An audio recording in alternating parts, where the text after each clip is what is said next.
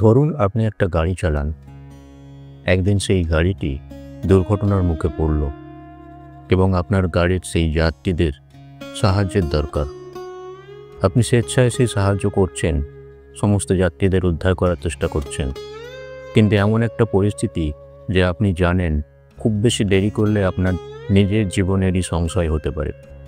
তখন আপনি কি করবেন? নমস্কার, মোটিভেক্স বাংলায় সকলকে স্বাগত। আশা করি সকলেই খুব ভালো আছেন। টাইটানিকের কথা মনে আছে? 1912 সালের 15ই এপ্রিল গভীর রাতে আটলান্টিক মহাসাগরের হিমশীতল জলে টাইটানিকের সলিল সমাধি ঘটেছিল এবং প্রায় 1,500 মানুষের মৃত্যু হয়েছিল। এটা একটা অনেক বড় ট্র্যাজেডি। যখন টাইটানিক উত্তর আটলান্টিকের সমুদ্রের জলে ডুবে যাচ্ছিল, প্রচণ্ড আতঙ্কে আর বিশৃঙ্খলার মধ্যে মানুষজন ছোটাছুটি করছে শুধুমাত্র প্রাণ বাঁচাবার তাগিদে। সেই সময় জাহাজের ডেকের মধ্য থেকে একজন শান্ত ব্যক্তিত্ব বেরিয়ে আসলেন। তিনি আর কেউ নন, জাহাজের প্রধান বেকার চার্লস ডগিন। সেই মুহূর্তে তিনি কিন্তু কোনো ইউনিফর্ম পরেননি, তিনি ফর্মাল ড্রেসে ছিলেন। তিনি বাঁশি বাজিয়ে অন্যদের সতর্ক করা বা মনোযোগ আকর্ষণ করা এসব কিছু করেননি। তিনি কোনো রকম কমান্ড ইউজ করেননি বা কোনো রকম কর্তৃত্ব ব্যবহার করেননি। তিনি যেটা করছিলেন শুধুমাত্র সকলকে সাহায্য করছিলেন।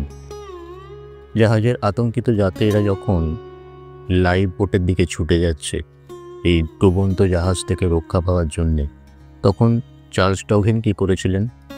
তিনি আতঙ্কিত মহিলা এবং শিশুদের রুটি দিচ্ছিলেন, যারা ছিল কনফিউজিং, অর্থাৎ কী করবে বুঝে উঠতে পারছে না ঘটনার বিহবলতায়, ঘটনার আকস্মিকতায়। তাদেরকে তিনি গাইড করছিলেন যাতে করে যত বেশি সংখ্যক মানুষজনকে লাইফ বোটের মধ্যে তুলে দেওয়া যায় এবং তারা বেঁচে ফেরেন। কারণ এটা ঘটনা সেই সময় লাইফ বোটের সংখ্যক কিন্তু কম ছিল জাহাজের যতজন মানুষ ছিলেন সেই তুলনায়। লাস্ট লাইফ বোটটি যখন চলে গেল, তখন তিনি কি করলেন? তখন তিনি কিন্তু কোনো জায়গায় ছুটে যাননি। তিনি ধীরে ধীরে জাহাজের একেবারে পিছনের দিকে চলে গেলেন। তিনি তার কেবিনে ফিরলেন এবং সেখানে ফিরে তিনি প্রচুর পরিমাণে অ্যালকোহল পান করলেন। রাত 11:40 হিমশৈলের সঙ্গে টাইটানিকের ধাক্কা হয় এবং রাত 2:20 অর্থাৎ হিসেব বলছে 15ই এপ্রিল স্টিলের সেই লাইনারটি ঢেউয়ের নিচে অদৃশ্য হয়ে যায়। অবধারিতভাবে চার্লস ডগিন সেই -2 ডিগ্রি সেন্টিগ্রেড ঠান্ডা জলের মধ্যে পড়ে গেলেন এবং অন্যদের থেকে প্রায় 2 ঘন্টা বেশি তিনি ওইভাবে ছিলেন এবং অবশেষে বেঁচে ফিরেছিলেন। পরে তিনি সাক্ষাৎকারে বলেছিলেন যে তিনি আতঙ্ক বা ভয় কোনো কিছুই করেননি, তার মধ্যে এগুলো আসেনি এবং অ্যালকোহলের জন্য হতে পারে। এবং তিনি যে শান্ত ছিলেন সেই কারণেও তিনি ঠান্ডা সমুদ্রের জলের সেই হিমশীতল ঠান্ডা সেটাও অনুভব করেননি। তাকে ভাসিয়ে রেখেছিল তার ধৈর্য, তার অটল মনোবল এবং তার কর্মজীবনের বছরের পর বছর ধরে প্র্যাকটিস করা যে শারীরিক সহনশীলতা বা ফিজিক্যাল স্ট্যামিনা সেটা, এবং হাল না ছেড়ে দেওয়ার মানসিকতা। সেই বিপদের রাতে তিনি কিন্তু কোনো বক্তৃতা দেননি বা স্পটলাইটের সন্ধান করেননি। তিনি শুধুমাত্র যেটা করেছিলেন সেটা হচ্ছে অন্যদের সাহায্য করেছিলেন, অন্যদের যত্ন নেওয়ার চেষ্টা করেছিলেন। জীবনের অন্ধকারতম সময়ে বা ঘোর বিপদের সময়ে চেঁচামেচি করে কিন্তু রক্ষা পাওয়া যায় না।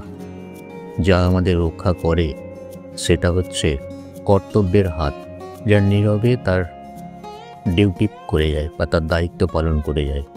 প্রকৃত বীর যারা, তারা কিন্তু বিপদের মধ্যে চেঁচামেচি করেন না, তারা নীরবে নিজের কাজ করে যান এবং সকলকে ভাসিয়ে রাখেন।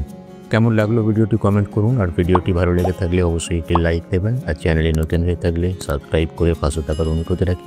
সবাই ভালো থাকুন, সুস্থ থাকুন, ভগবান সকলের মঙ্গল করুন। ধন্যবাদ, নমস্কার।